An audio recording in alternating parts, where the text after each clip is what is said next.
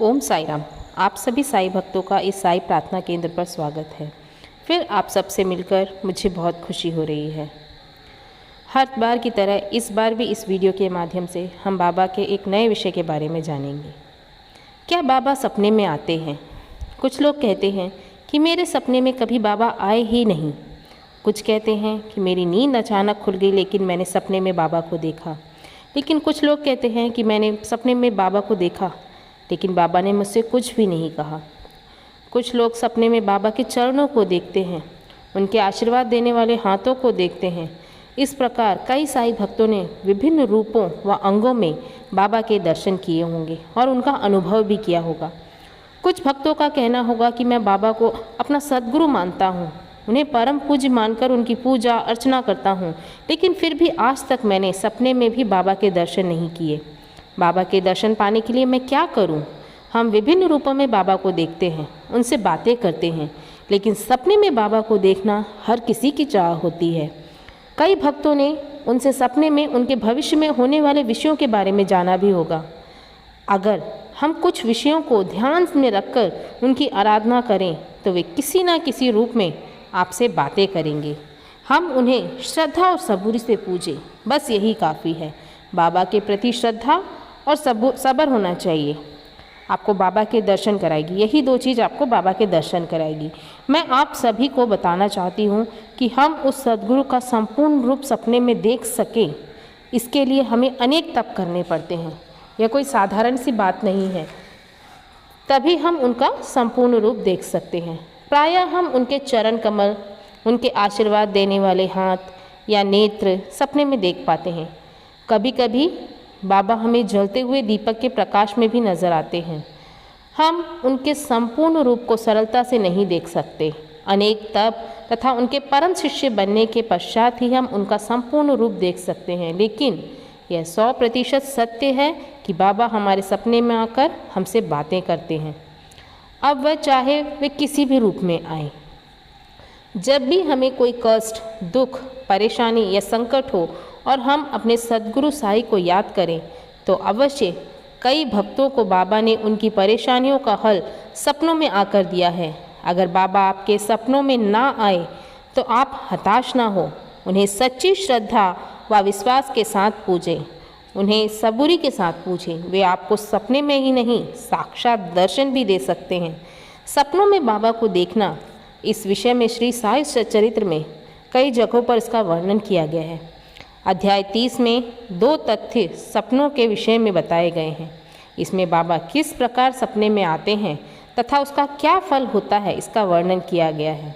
तो आइए अब हम सच्चरित्र पढ़ें। श्री साई सच्चरित्र अध्याय 30 पेज नंबर 213। खुशाल चंद, रहता निवासी। ऐसा कहते हैं कि प्रातःकाल बेला में जो स्वप्न आता है वह बहुधा जागृत अवस्था में सत्य निकलता है।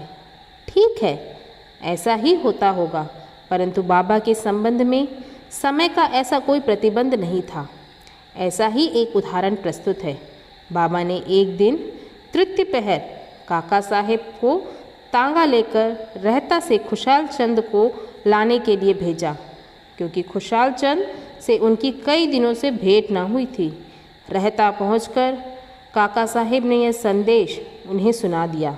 यह संदेश सुनकर उन्हें महान आश्चर्य हुआ और वे कहने लगे कि दोपहर को भोजन के उपरांत थोड़ी देर मुझे झपकी आ गई थी। तभी बाबा स्वप्न में आए और मुझे शीघ्र ही शिरडी आने को कहा, परंतु घोड़े का उचित प्रबंध न हो सकने के कारण मैंने अपने पुत्र को यह सूचना देने के लिए उनके पास भेजा था। जब वह गांव की सीमा तक ही पहुंचा था तभी आप सामने से तांगे में आते दिखे। वे दोनों तांगे में बैठकर शिरडी पहुँचे तथा बाबा से भेंट कर उन्हें बड़ी प्रसन्नता हुई। बाबा की यह लीला देख खुशाल चंद गदगद हो गए।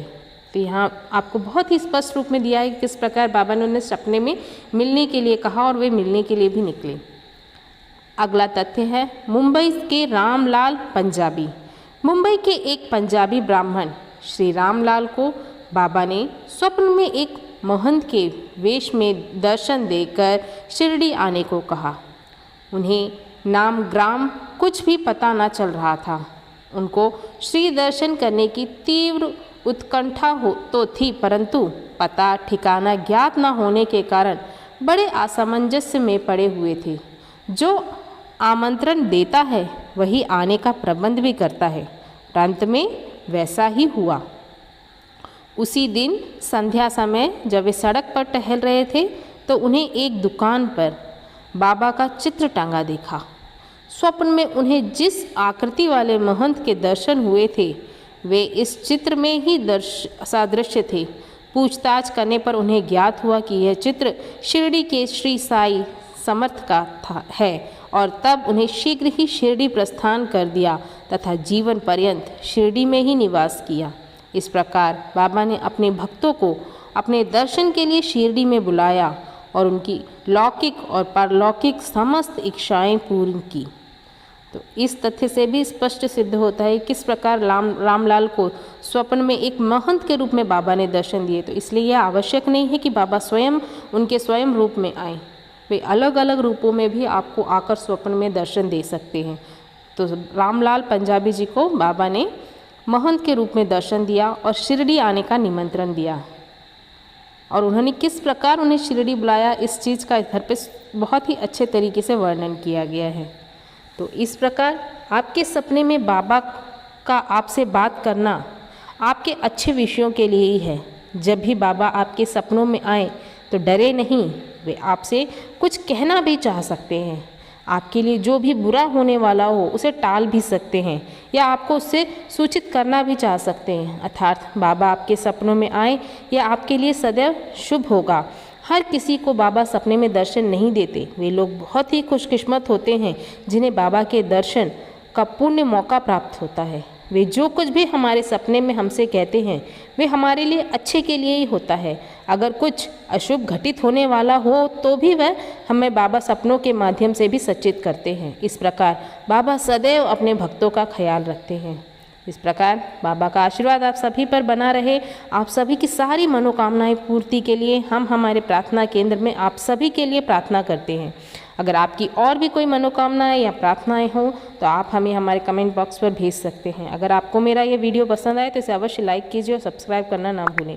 ओम साई राम, ओम साई राम, ओम साई राम।